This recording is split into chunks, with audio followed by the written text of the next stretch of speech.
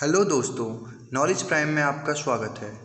दोस्तों, आप सबको पता ही होगा कि कुछ दिन पहले चाइना के ग्लोबल टाइम्स न्यूज़ ने भारत को धमकी देते हुए कहा था कि यदि इंडो चाइना वार होता है तो इंडिया को 2 फ्रंट या फिर 3 फ्रंट पर वार लड़ना पड़ेगा।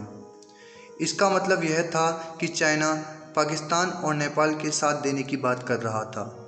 चाइना यह बात अच्छे से जानता है कि यदि इंडो चाइना वॉर होता है तो अब हालात 1962 जैसे बिल्कुल नहीं रहे।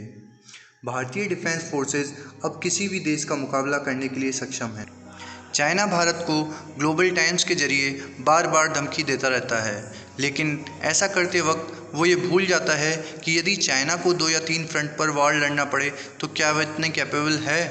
तो आज मैं इस वीडियो में बताऊंगा कि चाइना को किन किन देशों का सामना करना पड़ सकता है। दोस्तों, यह तो आपने देखा ही होगा कि चाइना कभी इंडिया के साथ युद्ध करना नहीं चाहता, वह सिर्फ पाकिस्तान और टेररिज्म की मदद करता आया है। चाइना ने कई छोटे पड़ोसी देशों पर अपना कब्जा करना शुरू कर दिया है, जिनमें से Sri Lanka, Nepal, Hong Kong, Philippines, Taiwan जैसे देश शामिल। इंडिया चाइना की किसी भी 2 फ्रंट वॉर धमकी के लिए पहले से ही तैयार है। इसके लिए इंडियन एयरफोर्स, नेवी और आर्मी ने पहले से ही काफ़ी सारी मिलिट्री एक्सरसाइजेज की हुई हैं। इसलिए इंडिया को पता है कि चाइना और पाकिस्तान दोनों को एक साथ कैसे धूल चटानी है। वहीं बात करें चाइना की, तो उसने लगभग अपने हर पड़ोसी देश के साथ बॉर्डर कॉन्फ्लिक्ट्स किए हुए हैं, जिसके चलते लगभग 14 देशों के साथ चाइना के लैंड डिस्प्यूट्स चल रहे हैं। इसलिए चाइना जब भी युद्ध के लिए आगे कदम बढ़ाएगा, उसे खुद नहीं पता होगा कि उसे किन किन देशों का सामना करना पड़ेगा।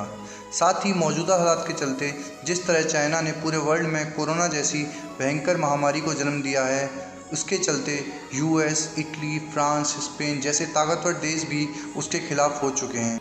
इन सभी हालातों को देखते हुए अमेरिका ने साउथ चाइना सी में अपना डिप्लॉयमेंट बढ़ा दिया है और अमेरिका का साथ देने के लिए ऑस्ट्रेलिया और जापान भी साथ खड़े हो चुके हैं। साउथ चाइना सी में चाइना ने अपनी कूटनीतियों से कई देशों को परेशान कर रखा है। साउथ चाइना सी में स्थित दूसरे देशों के आइलैंड्स को चाइना अपना बता रहा है, जिसके चलते जापान और चाइना के बीच कॉन्फ्लिक्ट्स काफ़ी ज़्यादा बढ़ चुके हैं। इसको देखते हुए जापान ने अपने एयरक्राफ्ट और बैलिस्टिक मिसाइल्स को डिप्लॉय कर दिया है। इसी तरह चाइना अपने पड़ोसी देश ताइवान को अपना ही हिस्सा बताता है।